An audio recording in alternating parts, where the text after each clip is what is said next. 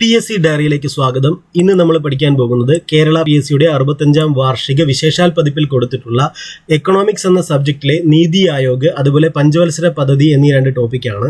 അപ്പോൾ ഇതേ പുസ്തകത്തിലെ മറ്റു പല സബ്ജക്റ്റിൻ്റെയും പ്ലേലിസ്റ്റ് ക്രിയേറ്റ് ചെയ്തിട്ടുണ്ട്, അതുകൂടി കാണാൻ ശ്രമിക്കുക. അപ്പോൾ നമുക്ക് ആദ്യത്തെ പോയിന്റിലേക്ക് കടക്കാം. അതിനു മുമ്പായി ഈ ചാനൽ ഇതുവരെ സബ്സ്ക്രൈബ് ചെയ്തിട്ടില്ലാത്തവർ സബ്സ്ക്രൈബ് ചെയ്യുക. ഞാൻ അപ്ലോഡ് ചെയ്യുന്ന വീഡിയോകൾ പെട്ടെന്ന് തന്നെ ലഭിക്കുന്നതിന് വേണ്ടിയിട്ട് ബെൽ ഐക്കൺ എനേബിൾ ചെയ്യുക. അപ്പോൾ നീതി ആയോഗിനെ കുറിച്ചിട്ടാണ് നമ്മൾ പഠിക്കാൻ പോകുന്നത്. നീതി ആയോഗാണ്. അപ്പോൾ നീതി ആയോഗിന്റെ അധ്യക്ഷൻ എപ്പോഴും പ്രധാനമന്ത്രിയാണ്. നീതി ആയോഗിന്റെ അധ്യക്ഷൻ പ്രധാനമന്ത്രിയാണ്. നീതി ആയോഗിന്റെ ആസ്ഥാനം ചോദിച്ചാൽ അത് ന്യൂഡൽഹിയാണ്. നീതി ആയോഗിന്റെ അധ്യക്ഷൻ പ്രധാനമന്ത്രിയാണ്. നീതി ആയോഗിന്റെ ആസ്ഥാനം ന്യൂഡൽഹിയാണ്. നീതി ആയോഗിന്റെ ആദ്യ അധ്യക്ഷൻ ശ്രീ നരേന്ദ്രമോദിയാണ്. നീതി ആയോഗിന്റെ ആദ്യ അധ്യക്ഷൻ ശ്രീ നരേന്ദ്രമോദിയാണ്. ആസൂത്രണ കമ്മീഷന് പകരമായി നിലവിൽ വന്ന സംവിധാനമാണ് നീതി ആയോഗ്. ആസൂത്രണ കമ്മീഷന് പകരമായി നിലവിൽ വന്ന സംവിധാനമാണ് നീതി ആയോഗ്. ഇനി ഇതിനിടയ്ക്ക് ഒരു ബോക്സ് കൊടുത്തിട്ടുള്ളത് ബാങ്കുകളും അത് സ്ഥാപിതമായ വർഷവും കൊടുത്തിട്ടുണ്ട്. അപ്പോൾ അതുകൂടി ഒന്ന് നമുക്ക് പഠിച്ചു പോകാം. ഇത് സ്ഥിരമായിട്ട് ചോദിക്കുന്ന ഒരു ചോദ്യമാണ്. നബാർഡ് നിലവിൽ വന്ന വർഷം 1982 NABARD, national bank for agriculture and rural development എന്നുള്ളതാണ് നബാർഡ് നിലവിൽ വന്നത് 1982 പഞ്ചാബ് നാഷണൽ ബാങ്ക് PNB സ്ഥാപിതമായത് 1894 PNB പഞ്ചാബ് നാഷണൽ ബാങ്ക് സ്ഥാപിതമായ വർഷം 1894 മെയ് 19 പ്രവർത്തനം ആരംഭിച്ചത് 1895 മെയ് 12.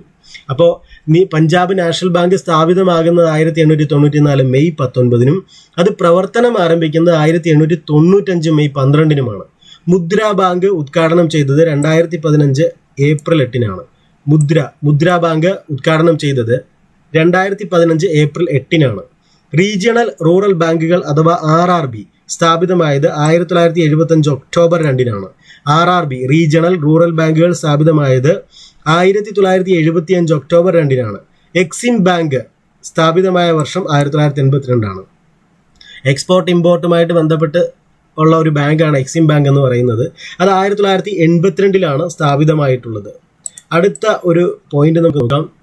കൽക്കട്ട, ബോംബെ, മദ്രാസ് പ്രസിഡൻസി ബാങ്കുകളുടെ ലയന ഫലമായി 1921 ജനുവരി 27 നിലവിൽ വന്ന ബാങ്കാണ് ഇംപീരിയൽ ബാങ്ക് ഓഫ് ഇന്ത്യ അല്ലെ. അപ്പോൾ എന്താണ്? കൽക്കട്ട, ബോംബെ, മദ്രാസ് പ്രസിഡൻസി ബാങ്കുകളുടെ ലയനഫലമായി 1921 ജനുവരി 27 നിലവിൽ വന്ന ബാങ്കാണ് imperial bank of India. Small industries development bank of India രൂപം കൊണ്ട വർഷം 1990 April 2. Small industries development bank of India രൂപം കൊണ്ട വർഷം 1990 ഏപ്രിൽ 2 1990 ഏപ്രിൽ 2. നമുക്ക് അടുത്ത പോയിന്റ് നോക്കാം. ഏത് തരത്തിലുള്ള സ്ഥാപനമാണ് നീതി ആയോഗ് ഏത് തരത്തിലുള്ള സ്ഥാപനമാണ്? ഇതൊരു ഉപദേശക സമിതിയാണ്. നീതി ആയോഗ് ഒരു ഉപദേശക സമിതിയാണ്. ഉപദേശക സ്വഭാവത്തിലുള്ളതാണ്, അല്ലാതെ ഇതൊരു ഭരണഘടനാ സ്ഥാപനമല്ല. നീതി ആയോഗ് ഒരു ഉപദേശക സമിതിയാണ്. നീതി ആയോഗിന്റെ ലക്ഷ്യങ്ങൾ എന്തൊക്കെയാണ്? ഇത് ഇമ്പോർട്ടൻ്റ് ആണ്. നീതി ആയോഗിന്റെ ലക്ഷ്യങ്ങൾ: 1. വ്യവസായ മേഖലയിൽ സർക്കാർ പങ്കാളിത്തം കുറയ്ക്കുക. മധ്യവർഗത്തെ ഉപയോഗിച്ച് സുസ്ഥിര സാമ്പത്തിക വളർച്ച നേടുക. കാർഷിക മേഖലയെ മിശ്ര കാർഷിക ഉൽപാദനത്തിലൂടെ പുരോഗതിയിലേക്ക് എത്തിക്കുക.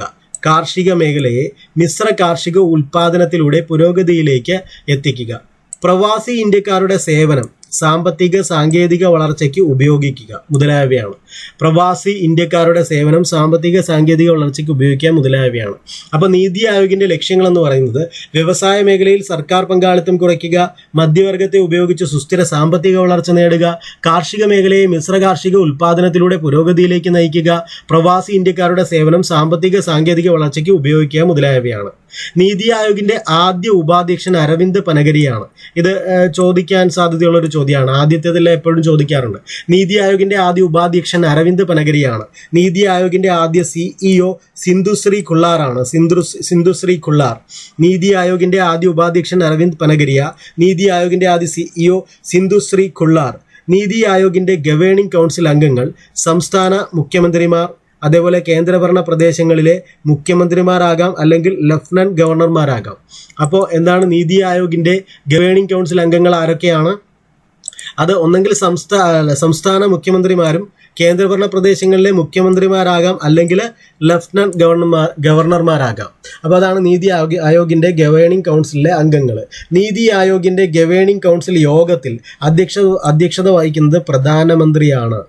നീതി ആയോഗിന്റെ ഗവേണിംഗ് കൗൺസിൽ യോഗത്തിൽ അധ്യക്ഷത വഹിക്കുന്നത് പ്രധാനമന്ത്രിയാണ്. അത് ചോദിക്കാൻ സാധ്യതയുള്ള ഒരു ചോദ്യമാണ്. ഇന്ത്യയുടെ പോളിസി കമ്മീഷൻ എന്നറിയപ്പെടുന്നത് നീതി ആയോഗാണ്. ഇന്ത്യയുടെ പോളിസി കമ്മീഷൻ എന്നറിയപ്പെടുന്നത് നീതി ആയോഗാണ്. നാഷണൽ ഡെവലപ്മെന്റ് കൗൺസിലിന് പകരം നിലവിൽ വന്ന സംവിധാനമാണ് ഗവേണിംഗ് കൗൺസിൽ. നാഷണൽ ഡെവലപ്മെന്റ് കൗൺസിലിന് പകരം നിലവിൽ വന്ന സംവിധാനമാണ് ഗവേണിംഗ് കൗൺസിൽ. നീതി ആയോഗിന്റെ ഭരണസമിതി ഗവേണിംഗ് കൗൺസിൽ എന്നാണ് അറിയപ്പെടുന്നത്. ഇനി വളരെ ഇമ്പോർട്ടൻറ്റും ഏറ്റവും കൂടുതൽ തവണ ചോദിച്ചുകൊണ്ടിരിക്കുന്ന ഒരു ക്വസ്റ്റ്യൻ ആണ്. നീതി ആയോഗ് നിലവിൽ വന്ന തീയതി 2015 ജനുവരി 1. നീതി ആയോഗ് നിലവിൽ വന്നപ്പോൾ തൊട്ട് ഈ ചോദ്യമുണ്ട്. നീതി ആയോഗ് നിലവിൽ വന്ന തീയതി 2015 ജനുവരി 1 ആണ്. നീതി ആയോഗിന്റെ പൂർണ്ണരൂപം ഇതും പലതവണ ചോദിച്ചിട്ടുണ്ട്. National institution for transforming India എന്നാണ് NITI Aayog. National institution for transforming India എന്നാണ്.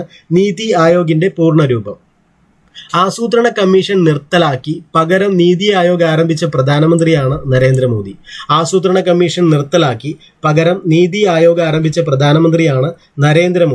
ആസൂത്രണ കമ്മീഷന് പകരം സംവിധാനം ഏർപ്പെടുത്തുന്നത് സംബന്ധിച്ച പ്രഖ്യാപനം പ്രധാനമന്ത്രി നടത്തിയ തീയതി 2014 ഓഗസ്റ്റ് 15 ആണ്. ആസൂത്രണ കമ്മീഷന് പകരം സംവിധാനം ഏർപ്പെടുത്തുന്നത് സംബന്ധിച്ച പ്രഖ്യാപനം പ്രധാനമന്ത്രി നടത്തിയ തീയതി 2014 ഓഗസ്റ്റ് 15 ആണ്. നീതി ആയോഗിന്റെ ആദ്യ യോഗം നടന്നത് 2015 ഫെബ്രുവരി 8 നീതി ആയോഗിന്റെ ആദ്യ യോഗം നടന്നത് 2015 ഫെബ്രുവരി 8 വളരെ ഇമ്പോർട്ടൻ്റ് ആയിട്ടുള്ളൊരു ഡേറ്റ് ആണത്, 2015 ഫെബ്രുവരി 8. കാരണം നീതി ആയോഗിന്റെ ആദ്യ സമ്മേളനം അറിയപ്പെടുന്ന പേര് ടീം ഇന്ത്യ എന്നാണ്. അതായത് ആ മീറ്റിംഗ് ആദ്യ യോഗം നടക്കുന്നത് 2015 ഫെബ്രുവരി 8 ആദ്യ സമ്മേളനം അറിയപ്പെടുന്ന പേര് ടീം ഇന്ത്യ എന്നാണ്. നീതി ആയോഗിന്റെ ചീഫ് എക്സിക്യൂട്ടീവ് ഓഫീസറെ നിയമിക്കുന്നത് പ്രധാനമന്ത്രിയാണ്. നീതി ആയോഗിന്റെ സിഇഒയെ നിയമിക്കുന്നത് പ്രധാനമന്ത്രിയാണ്. ചീഫ് എക്സിക്യൂട്ടീവ് ഓഫീസർക്ക് സമാനമായി ആസൂത്രണ കമ്മീഷനിലെ പദവി ആസൂത്രണ സെക്രട്ടറി എന്നുള്ളതായിരുന്നു. ചീഫ് എക്സിക്യൂട്ടീവ് ഓഫീസർക്ക് സമാനമായി ആസൂത്രണ കമ്മീഷനിലെ പദവി ആസൂത്രണ സെക്രട്ടറി എന്നുള്ളതായിരുന്നു. അടുത്തൊരു ചോദ്യം നമുക്ക് നോക്കാം. പരമാവധി എത്ര കേന്ദ്രമന്ത്രിമാരെയാണ് നീതി ആയോഗിൽ എക്സ് ഒഫീഷ്യോ അംഗങ്ങളായി വ്യവസ്ഥ ചെയ്തിട്ടുള്ളത്? 4 പേരാണ്. പരമാവധി 4 കേന്ദ്രമന്ത്രിമാരെയാണ് നീതി ആയോഗിൽ എക്സ് ഒഫീഷ്യോ അംഗങ്ങളായി വ്യവസ്ഥ ചെയ്തിട്ടുള്ളത്. നീതി ആയോഗിന്റെ എക്സ് ഒഫീഷ്യോ അംഗങ്ങളെ നിയമിക്കുന്നതും പ്രധാനമന്ത്രി തന്നെയാണ്. അപ്പോൾ നീതി ആയോഗിന്റെ സിഇഒയെ നിയമിക്കുന്നതും അതേപോലെ എക്സ് ഒഫീഷ്യോ അംഗങ്ങളെ നിയമിക്കുന്നതും പ്രധാനമന്ത്രി തന്നെയാണ്. നീതി ആയോഗിന്റെ ഉപാധ്യക്ഷനെ നിയമിക്കുന്നതും പ്രധാനമന്ത്രി തന്നെയാണ്. നീതി ആയോഗിന്റെ സിഇഒ, അതേപോലെ എക്സ് ഒഫീഷ്യോ അംഗങ്ങൾ, അതേപോലെ ഉപാധ്യക്ഷൻ, ഇവരെയൊക്കെ നിയമിക്കുന്നത് പ്രധാനമന്ത്രിയാണ്. അപ്പോൾ ഇത്രയും പോയിന്റുകളാണ് നമ്മുടെ ഈ പുസ്തകത്തിൽ കൊടുത്തിട്ടുള്ളത്. ഇതിൽ വ്യത്യസ്തങ്ങളായ പോയിന്റുകളുണ്ട്, നോട്ട് ചെയ്യുക. അടുത്തത് നമ്മൾ പഠിക്കാൻ പോകുന്നത് പഞ്ചവത്സര പദ്ധതികൾ. ഇതിൽ പ്ലാൻ ഹോളിഡേ പ്രഖ്യാപിച്ച പ്രധാനമന്ത്രി ആരാണ്? പ്ലാൻ ഹോളിഡേ പ്രഖ്യാപിച്ച പ്രധാനമന്ത്രി ഇന്ദിരാഗാന്ധിയാണ്. നിങ്ങൾ ഈ പഞ്ചവത്സര പദ്ധതി ആയാലും നീതി ആയോഗ് ആയാലും ഈ ക്ലാസ് കാണുമ്പോഴോ കണ്ടതിന് ശേഷമോ അതിന് മുമ്പോ ഒക്കെ നിങ്ങളുടെ കയ്യിൽ റാങ്ക് ഫയൽ നന്നായിട്ടൊന്ന് വായിച്ചു നോക്കിയിട്ട് കാണുകയാണെങ്കിൽ നിങ്ങൾക്ക് കുറെ കൂടി എളുപ്പമായിരിക്കും ഫോളോ അപ്പ് ചെയ്യാൻ. അത് മാത്രമല്ല, പുതിയ പോയിന്റുകൾ, റാങ്ക് ഫയൽ ഇല്ലാത്ത പോയിന്റുകളൊക്കെ നിങ്ങൾക്ക് ഇവിടെ നോട്ട് ചെയ്യാൻ പറ്റും. നാളത്തെ പരീക്ഷയിൽ പ്രസ്താവന ചോദ്യത്തിന്റെ രൂപത്തിലേക്ക് വരുന്നത് ഇത്തരം പോയിന്റുകളാകും. ഇന്ത്യയുടെ ആദ്യത്തെ പഞ്ചവത്സര പദ്ധതി പാർലമെന്റിൽ അവതരിപ്പിച്ചത് ജവഹർലാൽ നെഹ്റു ആണ്. ആ ഡേറ്റ് ഇമ്പോർട്ടൻ്റ് ആണ്, 1951 ഡിസംബർ 8. ഇത് അവതരിപ്പിച്ച ആളും ഇമ്പോർട്ടൻ്റ് ആണ്, ജവഹർലാൽ നെഹ്റു. ഇന്ത്യയുടെ ആദ്യത്തെ പഞ്ചവത്സര പദ്ധതി പാർലമെന്റിൽ അവതരിപ്പിച്ചത് ജവഹർലാൽ നെഹ്റു ആണ്, 1951 ഡിസംബർ 8. രണ്ടാം പഞ്ചവത്സര പദ്ധതി എന്തിനാണ് പ്രാധാന്യം നൽകിയത്? അത് വ്യവസായത്തിനാണ്. ഒന്നാമത്തെ പദ്ധതി അറിയാലോ, ഒന്നാം പഞ്ചവത്സര പദ്ധതി കൃഷിക്ക് പ്രാമുഖ്യം നൽകി. രണ്ടാം പഞ്ചവത്സര പദ്ധതി വ്യവസായത്തിന് പ്രാമുഖ്യം നൽകി. എത്രാമത്തെ പഞ്ചവത്സര പദ്ധതി കാലത്താണ് ഖാദി ഗ്രാമ വ്യവസായ കമ്മീഷൻ, ഖാദി ഗ്രാമ വ്യവസായ കമ്മീഷൻ സ്ഥാപിതമായത്? അത് 2ാം പഞ്ചവത്സര പദ്ധതി കാലത്താണ്. ഇവിടെ ഇത് ഓർത്തിരിക്കാനുള്ള ഒരു ക്ലൂ എന്ന് പറഞ്ഞാൽ രണ്ടാമത്തെ പദ്ധതി വ്യവസായത്തിന് പ്രാധാന്യം കൊടുത്തുകൊണ്ടുള്ള പദ്ധതിയാണ്. ഇവിടെ ഗ്രാമ വ്യവസായത്തെ കുറിച്ചിട്ടാണ് പറയുന്നത്, ഗ്രാമ വ്യവസായം അല്ലെ. അപ്പൊ അത് കണക്ട് ചെയ്ത് വെക്കാം. എത്രാമത്തെ പഞ്ചവത്സര പദ്ധതി കാലത്താണ് ഖാദി ഗ്രാമ വ്യവസായ കമ്മീഷൻ സ്ഥാപിതമായത്? 2ാം പഞ്ചവത്സര പദ്ധതി കാലത്ത്. ഏറ്റവും അവസാനത്തെ പഞ്ചവത്സര പദ്ധതി എന്ന് പറയുന്നത് 12ാമത്തെ പഞ്ചവത്സര പദ്ധതിയായിരുന്നു അല്ലെ. 12ാമത്തെ പഞ്ചവത്സര പദ്ധതിയോടുകൂടി ആ പരിപാടി നിർത്തി അല്ലെ. അപ്പോൾ ഏറ്റവും അവസാനത്തെ പഞ്ചവത്സര പദ്ധതി 12ാമത്തെ പഞ്ചവത്സര പദ്ധതിയായിരുന്നു. 1ാം പഞ്ചവത്സര പദ്ധതി കാലത്തെ കേന്ദ്ര ധനകാര്യമന്ത്രി CD ദേശ്മുഖ് ആയിരുന്നു. 1ാം പഞ്ചവത്സര പദ്ധതി കാലത്തെ, അതായത് 1951-56 അല്ലെ പഞ്ചവത്സര പദ്ധതി കാലത്തെ കേന്ദ്ര ധനകാര്യമന്ത്രി ആരായിരുന്നു എന്ന് ചോദിച്ചാൽ അതാരായിരുന്നു? CD ദേശ്മുഖ്. ഗാഡ്ഗിൽ മോഡൽ ഇത് നിങ്ങൾ കേട്ടിട്ടുണ്ടാവും. ഗാഡ്ഗിൽ മോഡൽ എന്നറിയപ്പെട്ട പഞ്ചവത്സര പദ്ധതി 4ാമത്തെ പഞ്ചവത്സര പദ്ധതിയാണ്. അപ്പോൾ ഗാഡ്ഗിൽ മോഡൽ എന്നറിയപ്പെട്ട പഞ്ചവത്സര പദ്ധതി എത്രാമത്തെ പഞ്ചവത്സര പദ്ധതിയാണ്? 4ാമത്തെ പഞ്ചവത്സര പദ്ധതിയാണ്. ജനകീയ ആസൂത്രണം തുടങ്ങിയത് എത്രാം പഞ്ചവത്സര പദ്ധതിയിലാണ്? 9ാം പഞ്ചവത്സര പദ്ധതിയിലാണ്.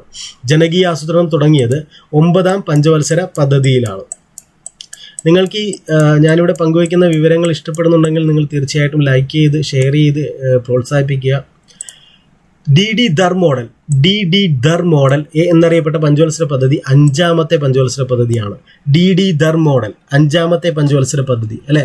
5ാമത്തെ പഞ്ചവത്സര പദ്ധതി നമുക്കറിയാലോ, ഗരീബി ഹഠാവോ അല്ലെ, 20 പോയിന്റ് പ്രോഗ്രാം, ഇങ്ങനെയുള്ള കാര്യങ്ങളൊക്കെ ഉണ്ടായിരുന്നതാണ് 5ാമത്തെ പഞ്ചവത്സര പദ്ധതി എന്ന് പറയുന്നത് അല്ലെ. ദാരിദ്ര്യ നിർമ്മാർജ്ജനമായിരുന്നു അതിന്റെ ലക്ഷ്യം. അപ്പോൾ DD ധർ മോഡൽ എന്നറിയപ്പെട്ട പഞ്ചവത്സര പദ്ധതി 5ാമത്തെ പഞ്ചവത്സര പദ്ധതിയാണ്. മഹാത്മാഗാന്ധി മോഡൽ എന്നറിയപ്പെട്ട പഞ്ചവത്സര പദ്ധതി 6ാം പഞ്ചവത്സര പദ്ധതിയാണ് അല്ലെ. ഇത് ചിലപ്പോൾ നിങ്ങളുടെ റാങ്ക് ഫയലിലൊന്നും ഉണ്ടാവാൻ സാധ്യതയില്ല. 6ാമത്തെ പദ്ധതിയാണ് മഹാത്മാഗാന്ധി മോഡൽ എന്നറിയപ്പെട്ട പഞ്ചവത്സര പദ്ധതി. അത് 6ാമത്തെ പദ്ധതിയാണ്. ആധാർ നടപ്പാക്കിയത് 11ാം പഞ്ചവത്സര പദ്ധതിയിലാണ്. ആധാർ ഇതൊക്കെ ചോദിക്കാൻ സാധ്യതയുള്ളതാണ്. ആധാർ നടപ്പാക്കിയത് 11ാം പഞ്ചവത്സര പദ്ധതി കാലത്താണ്. ആസൂത്രണ കമ്മീഷന്റെ അവസാനത്തെ അധ്യക്ഷൻ നരേന്ദ്രമോദിയായിരുന്നു. ആസൂത്രണ കമ്മീഷന്റെ അവസാനത്തെ അധ്യക്ഷൻ നരേന്ദ്രമോദിയായിരുന്നു. റാവു മൻമോഹൻ മോഡൽ എന്നറിയപ്പെട്ടത് 8ാം പദ്ധതിയാണ്. റാവു മൻമോഹൻ മോഡൽ എന്നറിയപ്പെട്ട പഞ്ചവത്സര പദ്ധതി 8ാം പദ്ധതിയാണ്. അടുത്ത ഒരു പോയിന്റ് നോക്കാം. എത്രാമത്തെ പഞ്ചവത്സര പദ്ധതിയാണ് ഏറ്റവും ഉയർന്ന വളർച്ചാ നിരക്ക് രേഖപ്പെടുത്തിയത്? അത് 11ാമത്തെ പഞ്ചവത്സര പദ്ധതിയായിരുന്നു.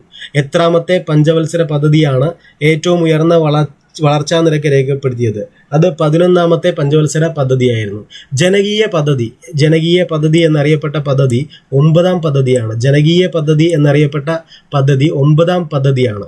ബോംബെ പദ്ധതിയിൽ അംഗമായിരുന്ന മലയാളിയാണ് ജോൺ മത്തായി. ബോംബെ പ്ലാൻ അല്ലെ, ഇത് പഞ്ചവത്സര പദ്ധതിക്ക് മുമ്പുള്ള ഒരു പദ്ധതിയാണ് ബോംബെ പ്ലാൻ എന്ന് പറയുന്നത് അല്ലെ. അതിൽ ബോംബെ പ്ലാനിൽ അംഗമായിരുന്ന മലയാളിയാണ് ജോൺ മത്തായി. ആസൂത്രണ കമ്മീഷന്റെ അവസാനത്തെ ഉപാധ്യക്ഷൻ മൊണ്ടേക് സിംഗ് അലുവാലിയാണ്. ആസൂത്രണ കമ്മീഷന്റെ അവസാനത്തെ ഉപാധ്യക്ഷൻ. ഇത് നല്ലൊരു പോയിന്റാണ്. എന്നും ഇത് ചോദിക്കപ്പെടാൻ സാധ്യതയായിട്ടുള്ള ഒരു ക്വസ്റ്റ്യൻ തന്നെയാണ്. അങ്ങനെ അത് നിൽക്കും അല്ലേ. അതുകൊണ്ട് അത് പഠിച്ചിരിക്കുക. ആസൂത്രണ കമ്മീഷൻ ഇപ്പോൾ ഇല്ലല്ലോ, അതിന് പകരമല്ലേ നീതി ആയോഗ് വന്നത്. അപ്പോൾ ആസൂത്രണ കമ്മീഷന്റെ അവസാനത്തെ ഉപാധ്യക്ഷനാണ് മൊണ്ടേക് സിംഗ് അലുവാലിയ എന്ന് പറയുന്നത്. ഇന്ത്യയിൽ പഞ്ചവത്സര പദ്ധതികൾക്കിടയിലെ ആദ്യത്തെ ഇടവേള അത് 1966 മുതൽ 1969 വരെയായിരുന്നു അല്ലെ. ആദ്യത്തെ പഞ്ചവത്സര പദ്ധതി നമുക്കറിയാം 51 മുതൽ 56 വരെയാണ്. അടുത്തത് അതിനുശേഷം വരുന്നത് 56, 61 അല്ലേ. പിന്നീട് 61, 66 വരെയാണ് അല്ലെ മൂന്നാമത്തെ പദ്ധതി നടന്നുകൊണ്ടിരിക്കുമ്പോൾ തന്നെയാണ് ഇന്ത്യ ചൈന യുദ്ധവും ഇന്ത്യ പാകിസ്ഥാൻ യുദ്ധവും അല്ലെ. ആ യുദ്ധത്തിന്റെ പശ്ചാത്തലത്തിലായിരുന്നതുകൊണ്ട് അത് വളരെയധികം സക്സസ്ഫുൾ ആയിട്ടുള്ള ഒരു പദ്ധതി ആയിരുന്നില്ല മൂന്നാമത്തെ പദ്ധതി അല്ലെ. ആ രണ്ട് യുദ്ധങ്ങൾക്ക് ശേഷം ഇന്ത്യക്കുണ്ടായ ഒരു ക്ഷീണം അല്ലെ, അത് മറികടക്കാൻ വേണ്ടിയിട്ടാണ് ഒരു ഇടവേള വരുന്നത് 66 മുതൽ 69 വരെ അല്ലെ. അങ്ങനെ ഒരു ഇടവേള വരുന്നു. അവിടെ പ്രത്യേകം പദ്ധതികളാണ് അവിടെ നമ്മൾ പ്ലാൻ ചെയ്തിട്ടുള്ളത്. ഇന്ത്യയുടെ വിദ്യാഭ്യാസ പദ്ധതി എന്നറിയപ്പെടുന്ന പഞ്ചവത്സര പദ്ധതി 11ാം പദ്ധതിയാണ് കേട്ടോ. ഇതൊന്ന് നോട്ട് ചെയ്തോണം, ഇതങ്ങനെ എവിടെയും കണ്ടിട്ടില്ല. ഇന്ത്യയുടെ വിദ്യാഭ്യാസ പദ്ധതി കേട്ടോ, അങ്ങനെയാണ് അറിയപ്പെടുന്നത്. ഇന്ത്യയുടെ വിദ്യാഭ്യാസ പദ്ധതി, അങ്ങനെ ഓർക്കുക. ഇന്ത്യയുടെ വിദ്യാഭ്യാസ പദ്ധതി എന്നറിയപ്പെടുന്ന പദ്ധതി അത് എത്രാം പദ്ധതിയായിരുന്നു? 11ാം പദ്ധതിയാണ് 11ാം പദ്ധതി. ഈ 11ാം പദ്ധതിയുടെ പ്രത്യേകത എന്ന് പറഞ്ഞാൽ ഏറ്റവും ഉയർന്ന വളർച്ചാ നിരക്ക് രേഖപ്പെടുത്തിയത് 11ാം പദ്ധതി കാലത്താണ്, 11ാം പദ്ധതിയിലാണ്. ഏത് പഞ്ചവത്സര പദ്ധതി കാലത്താണ് ഇന്ത്യ ലോക വ്യാപാര സംഘടനയിൽ അംഗമായത്? WTO. അത് 8ാം പഞ്ചവത്സര പദ്ധതി കാലത്താണ്.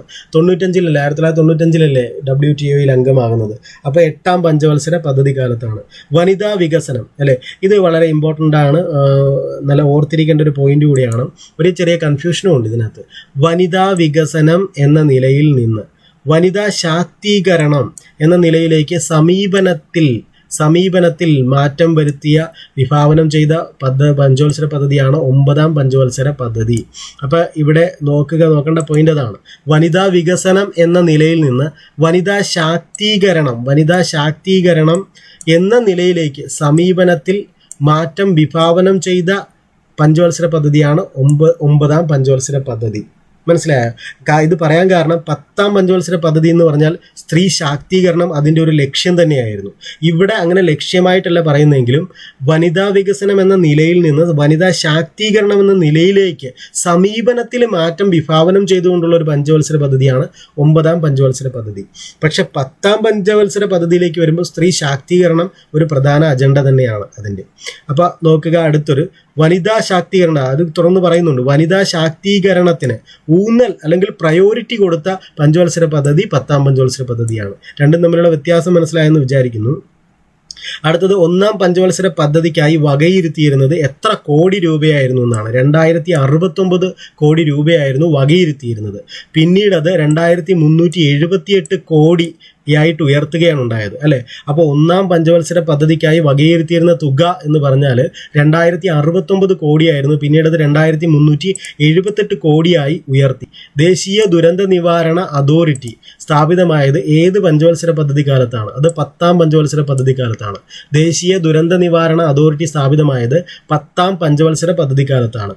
എത്രാം പഞ്ചവത്സര പദ്ധതിയാണ് കാലാവധി പൂർത്തിയാകും മുമ്പ് മൊറാർജി ദേശായി അവസാനിപ്പിച്ചത്? അത് 5ാമത്തെ പഞ്ചവത്സര പദ്ധതി. 5ാം പഞ്ചവത്സര പദ്ധതിയാണ് കാലാവധി പൂർത്തിയാകുന്നതിന് മുമ്പ് മൊറാർജി ദേശായി അവസാനിപ്പിച്ചത്. മാനവശേഷി വികസനം പ്രധാന ലക്ഷ്യമായി പ്രഖ്യാപിച്ച പഞ്ചവത്സര പദ്ധതി 8ാം പഞ്ചവത്സര പദ്ധതിയാണ്. മാനവശേഷി വികസനം പ്രധാന ലക്ഷ്യമായി പ്രഖ്യാപിച്ച പഞ്ചവത്സര പദ്ധതി 8ാം പഞ്ചവത്സര പദ്ധതിയാണ്. ഇന്ത്യൻ സ്വാതന്ത്ര്യത്തിൻ്റെ 50ാം വാർഷികത്തിൽ പ്രഖ്യാപിച്ച പഞ്ചവത്സര പദ്ധതിയാണ് 9ാം പഞ്ചവത്സര പദ്ധതി. ഇന്ത്യൻ സ്വാതന്ത്ര്യത്തിൻ്റെ 50ാം വാർഷികത്തിൽ പ്രഖ്യാപിച്ച പഞ്ചവത്സര പദ്ധതിയാണ് 9ാം പഞ്ചവത്സര പദ്ധതി. ഇതൊരു പ്രീവിയസ് ക്വസ്റ്റ്യൻ ആണ്, ചോദിച്ചിട്ടുള്ളതാണ്. അടുത്ത പോയിന്റ് നോക്കാം. ഇന്ത്യയിൽ ആദ്യത്തെ പഞ്ചവത്സര പദ്ധതി ആരംഭിച്ച വർഷം 1951. ഇന്ത്യയിൽ ആദ്യത്തെ പഞ്ചവത്സര പദ്ധതി ആരംഭിച്ച വർഷം 1951. ഏത് പഞ്ചവത്സര പദ്ധതി കാലത്താണ് ഭക്രാനങ്കൽ കനാൽ പ്രോജക്റ്റ്? ഭക്രാനങ്കൽ അതേപോലെ ഹിരാക്കുഡൊക്കെ ഒരുമിച്ചാണ്. ഭക്രാനങ്കലും ഹിരാക്കുഡൊക്കെ 1ാമത്തെ പഞ്ചവത്സര പദ്ധതി കാലത്താണ് നിർമ്മിച്ചെടുത്തിട്ടുള്ളത്. കാരണം കൃഷിക്ക് പ്രാധാന്യം കൊടുത്തുകൊണ്ടുള്ള പദ്ധതിയായിരുന്നല്ലോ. അപ്പോൾ അണക്കെട്ടൊക്കെ ആവശ്യമായിരുന്നു. ഭക്രാനങ്കൽ ഡാമൊക്കെ ആവശ്യമായിരുന്നു. ഭക്രാനങ്കൽ കനാൽ പ്രോജക്റ്റ്, അതേപോലെ ഭക്രാനങ്കൽ, അതേപോലെ തന്നെ നമ്മുടെ ഹിരാക്കുഡ്, ഇതൊക്കെ 1ാം പഞ്ചവത്സര പദ്ധതി കാലത്താണ്. 1ാം പഞ്ചവത്സര പദ്ധതിയിൽ ലക്ഷ്യമിട്ട വളർച്ചാ നിരക്ക് എന്ന് പറഞ്ഞാൽ അത് 2.1ഉം കൈവരിച്ച വളർച്ചാ നിരക്ക് 3.6ഉമായിരുന്നു അല്ലേ. അപ്പോൾ 1ാം പഞ്ചവത്സര പദ്ധതിയിൽ ലക്ഷ്യമിട്ടത് 2.1 ആണെങ്കിലും ലഭിച്ചത് 3.6 ആണ്. 1ാം പഞ്ചവത്സര പദ്ധതിയിൽ പ്രാമുഖ്യം നൽകിയത് കൃഷിക്കാണ്. അടുത്തൊരു പോയിന്റ് നോക്കാം.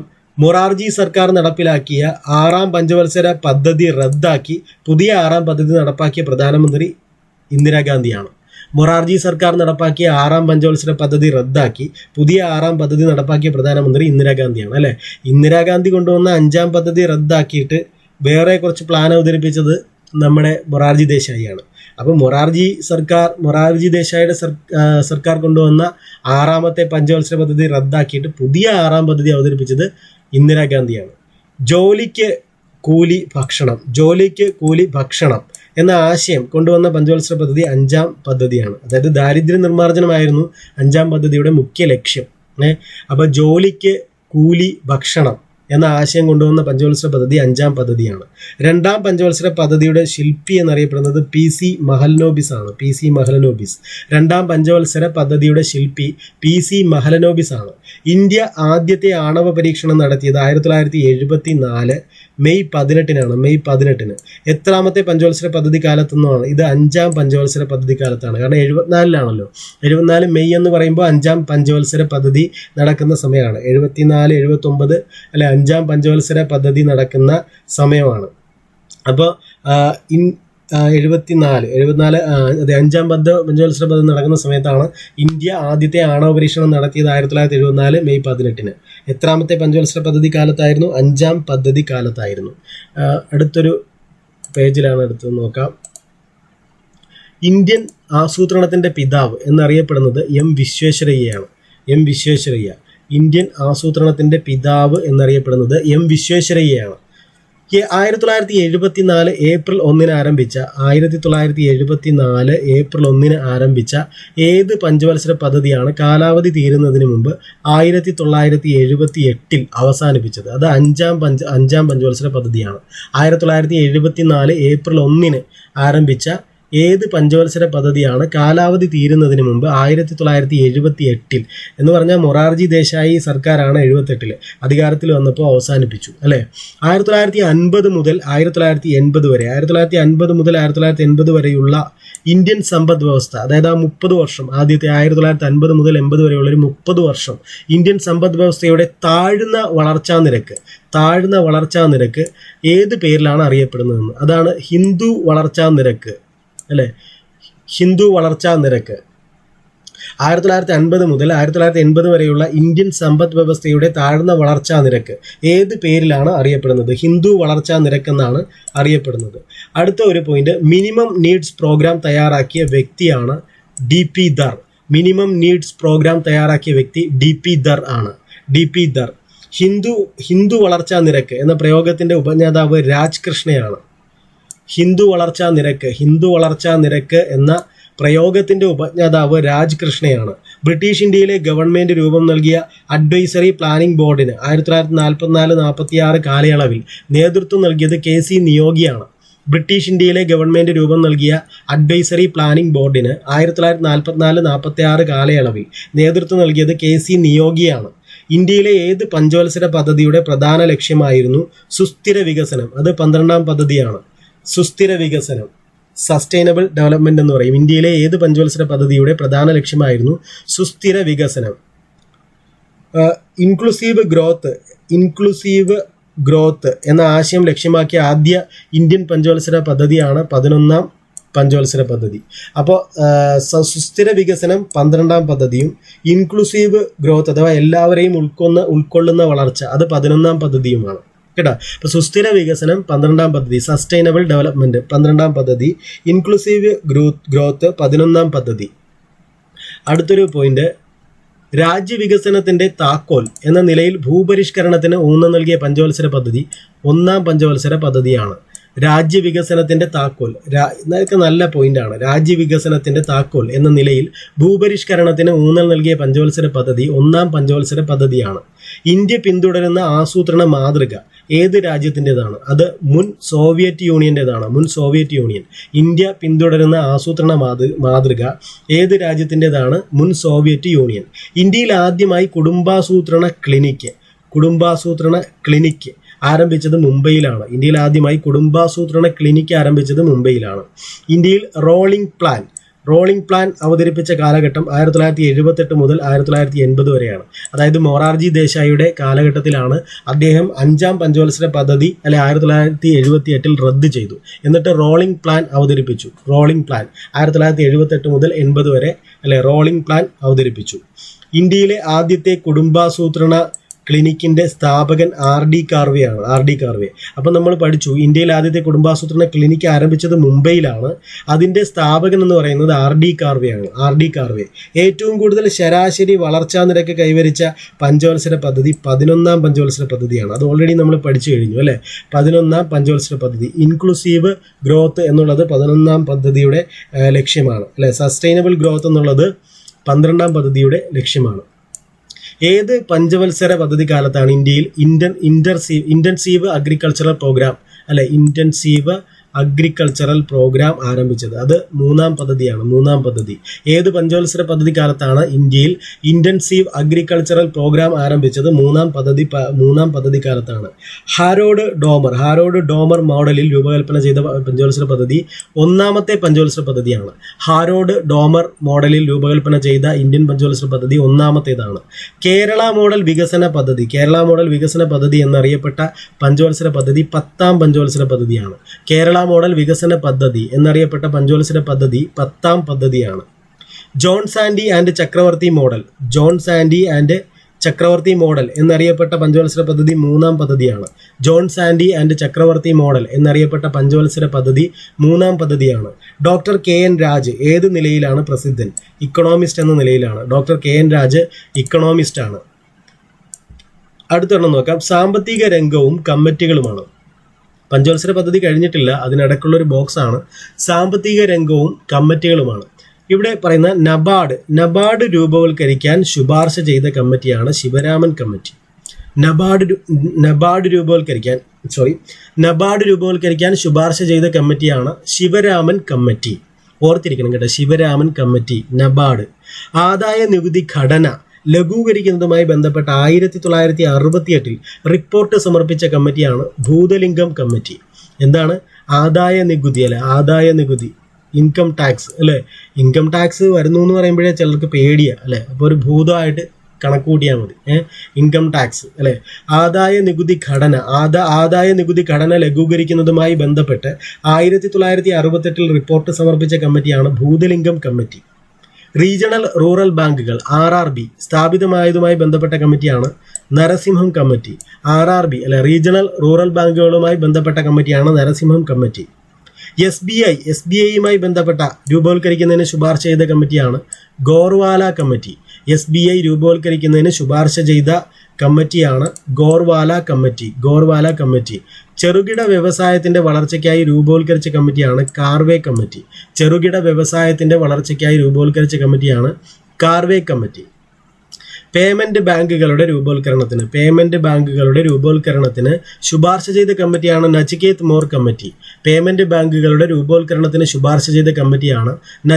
മോർ കമ്മിറ്റി. കേൽക്കർ കമ്മിറ്റിയുണ്ട്. കേൽക്കർ കമ്മിറ്റി എന്തുമായി ബന്ധപ്പെട്ടിരിക്കുന്നു? അത് നികുതി ഘടന പരിഷ്കരണമാണ്. Tax reforms.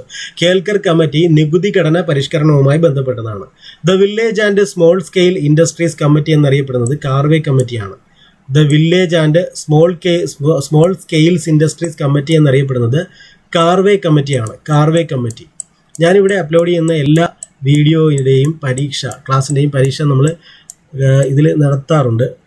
നമ്മുടെ ടെലഗ്രാം ചാനലിലും വാട്സപ്പിലുമായിട്ട് നടത്താറുണ്ട്. താല്പര്യമുള്ളവർ അതിലേക്ക് ജോയിൻ ചെയ്യുക. അപ്പോൾ ഇത്രയുമാണ് നമ്മുടെ പഞ്ചവത്സര പദ്ധതികളെ കുറിച്ച് പഠിക്കാനുള്ളത്. ഇനി നമുക്ക് പഠിക്കാനുള്ളത് കേന്ദ്രാവിഷ്കൃത പദ്ധതികളൊക്കെയാണ്. അപ്പോൾ പഞ്ചവത്സര പദ്ധതികളെ കുറിച്ചുള്ള ക്ലാസ് കഴിഞ്ഞിട്ടുണ്ട്. അപ്പോൾ എല്ലാവർക്കും all the best. Thank you.